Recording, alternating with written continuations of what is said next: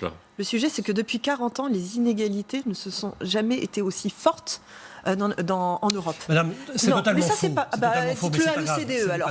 L'OCDE dit des bêtises, sûrement, je vous crois.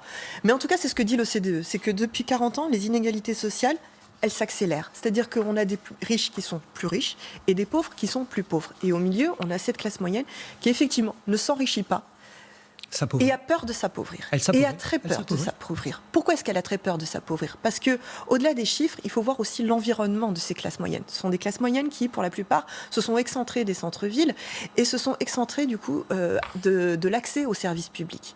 Et quand on parlait en début d'émission sur justement ces hôpitaux qui fermaient, etc., eh ben, elle constate qu'effectivement, ces services publics, elles n'y ont plus accès comme elles y avaient accès.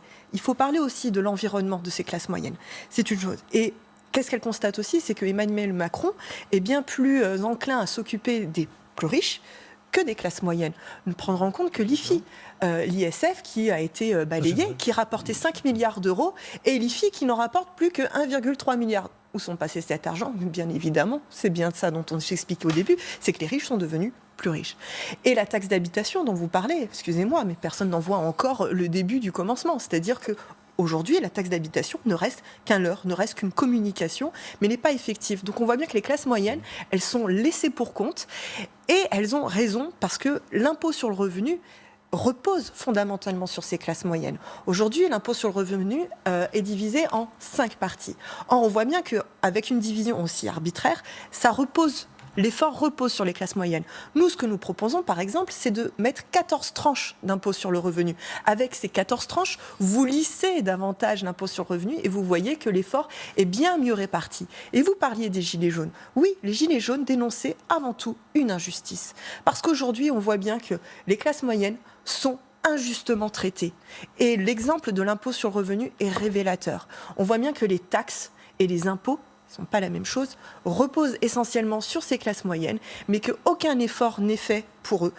Et tant qu'on ne s'attaquera pas justement à des réformes, par exemple, je propose l'impôt sur le revenu, mais pour moi qui est symptomatique finalement de tous ces efforts qu'on demande à la classe moyenne. Il faut baisser les impôts, il ne faut pas les augmenter. Il faut les baisser, que le travail paye. Mais ce problème, c'est que quand vous baissez les impôts, vous fermez des hôpitaux. Mais vous fermez des... Non, excusez-moi, mais bien sûr que oui. C'est une sorte de choix. L'impôt, il doit être juste. Le problème, c'est qu'aujourd'hui, le travail ne paye pas. Le travail ne paye pas, mais l'impôt n'est pas juste. Et il est là aussi le souci. C'est que tant qu'il n'y aura pas de justice fiscale, tant qu'on aura de l'évasion fiscale, qui nous coûte 100 milliards d'euros par an, et bien tant qu'on aura cette évasion fiscale, alors vous pouvez être sûr que des gilets jaunes, il continuera à en avoir. Ce n'est pas obligatoire. Vous avez une idée de ce qui va être taxé ou pas ?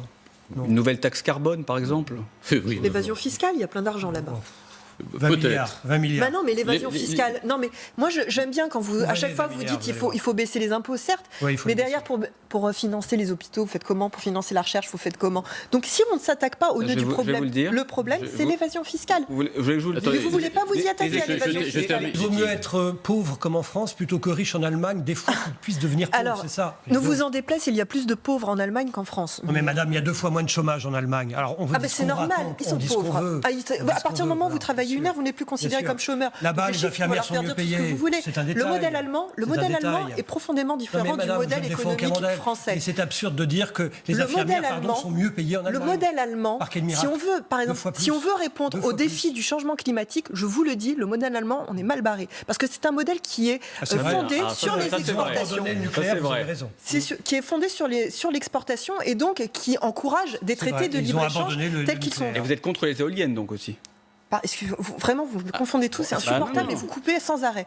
Le modèle allemand, c'est un modèle déjà qui, je suis désolée de vous le dire, mais donc a plus de travailleurs pauvres, qui est fondé sur les exportations et qui va à l'encontre du changement climatique qu'on a et sur lequel on doit répondre. Parce que quand vous faites des exportations, quand vous vendez dans le monde entier, évidemment, vous émettez des gaz à effet de serre. C'est pas ça qui génère la pollution en Allemagne. Notre économie, elle doit être plus protectrice. C'est les centrales à charbon. Il faut refaire de l'industrie locale. Il faut refaire de l'agriculture locale. Vous voyez, en Seine-et-Marne, sans tomber dans la caricature, en Seine-et-Marne, on est en train de fermer une usine qui s'appelle l'usine Villeroy et Boch. Cette usine, elle s'appuie sur des carrières de gypse qui sont juste à côté. Absolument. Voilà. Et on est en train de la fermer. Et on est en train de la fermer. Pourquoi ? C'est idiot. Mais C'est idiot. Eh ben, c'est le modèle allemand. Et Parce que justement, celui qui est le donneur d'ordre Non, c'est le modèle français. celui qui est le donneur d'ordre dans cette décision, c'est un donneur d'ordre allemand. Donc vous voyez bien que derrière, je suis désolée, mais vers quel modèle il faut se tourner? La question, elle est là. C'est qu'aujourd'hui, devant nous, nous avons un défi climatique à remplir.